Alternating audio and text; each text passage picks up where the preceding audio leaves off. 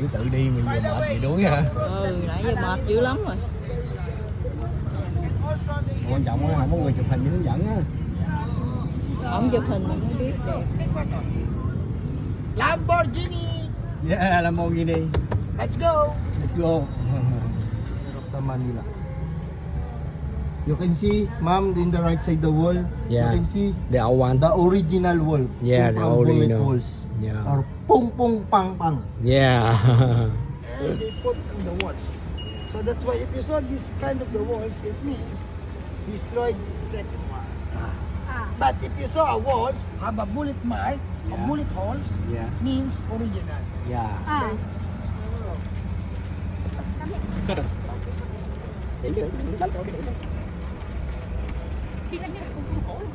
American time, this area used to be training camp.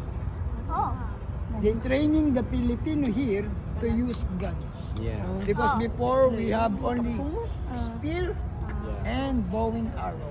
Okay, so that's why Filipino don't know how to use guns.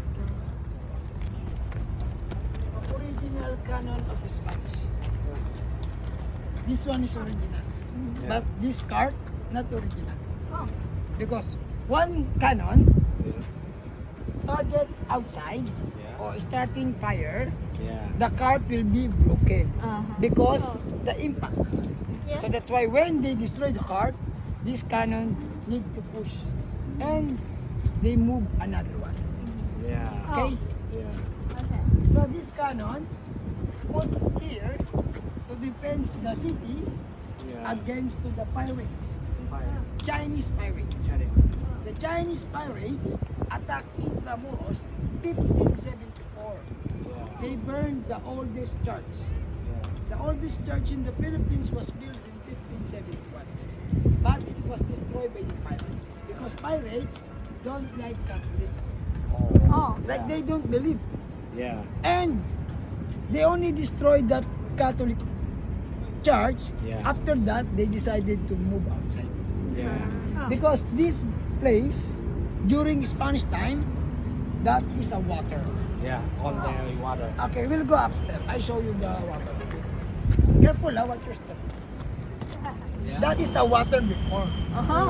They surrounded the entire Intramuros. And next to the golf course, river.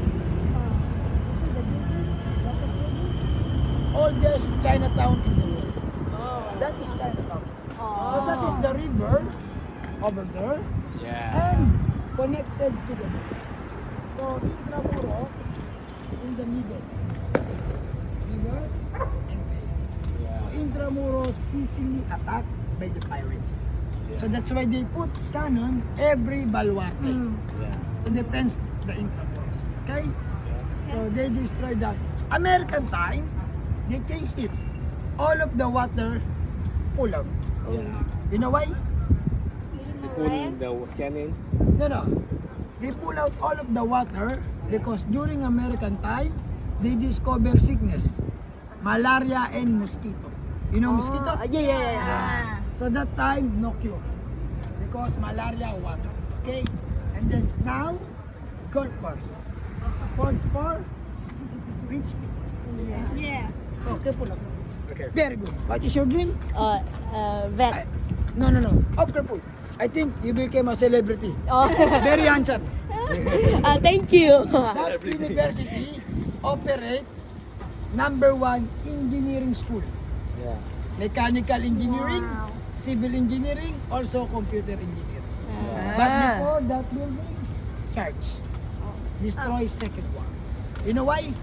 Many Filipino and Japanese inside. Yeah. Americans, Intramuros used to be battleground. So, lot of the structures destroyed. Okay? So, you know how Too much.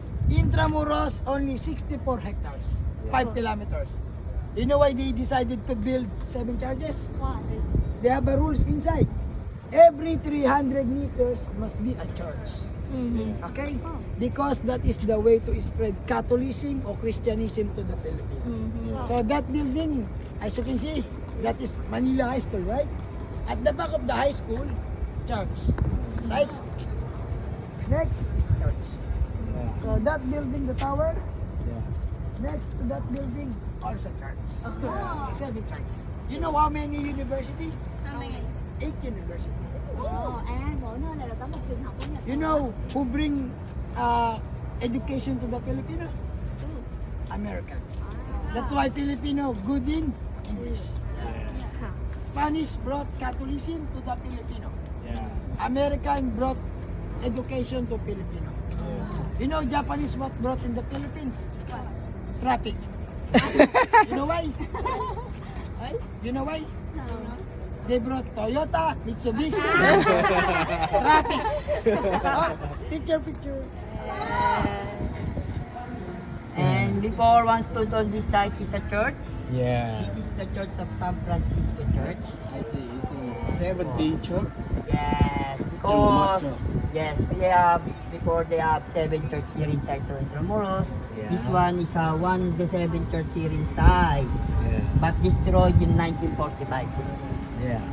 And this one is the old Chinatown before during Spanish. Yeah, the 15th old century. Chinatown. And Old Chinatown. old Chinatown before.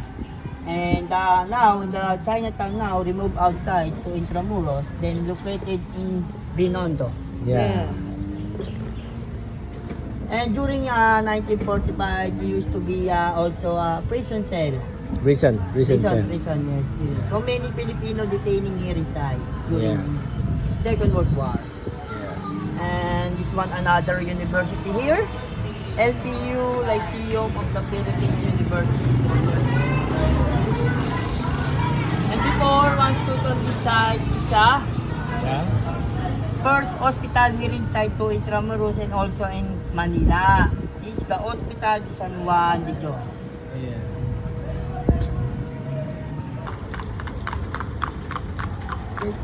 So,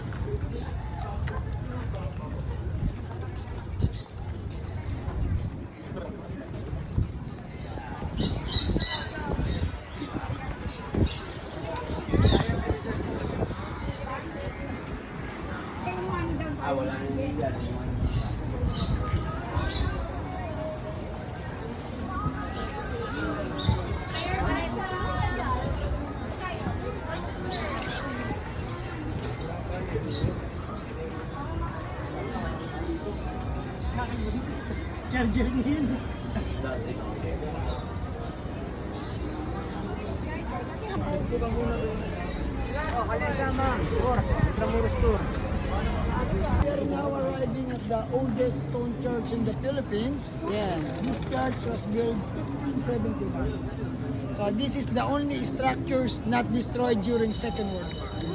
So that's why the church was declared UNESCO World Heritage Site.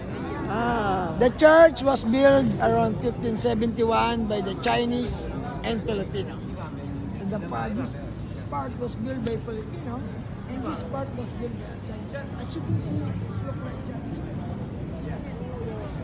And the founder of Manila is named Miguel Lopez de Legazpi. So like I said, in the first place, right, 1574 Intramuros was attacked by the Chinese pirates. They burned the church. This is the church was burned. Because the church was built by nipa and bamboo. So they easily destroyed by fire. Later on, they discovered cement, they used cement. But not sure by the time.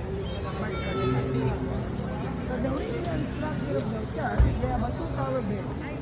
The 1-tower bell on the left side collapsed. 1880 strong earthquakes. Like I said, no cement that time. That's why the foundation of the buildings of the church not good or not strong. Easily destroyed by earthquakes. Okay? So now I'll take you some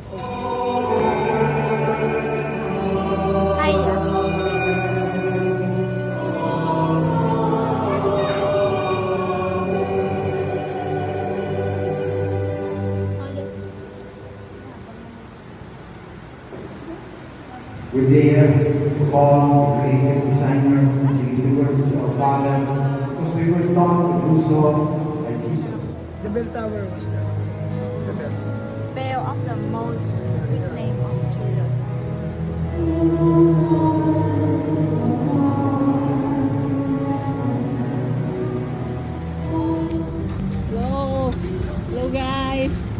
We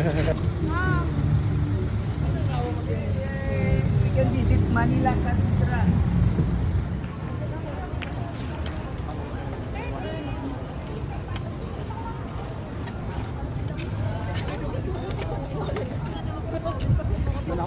Đi theo cô Ngọc ơi.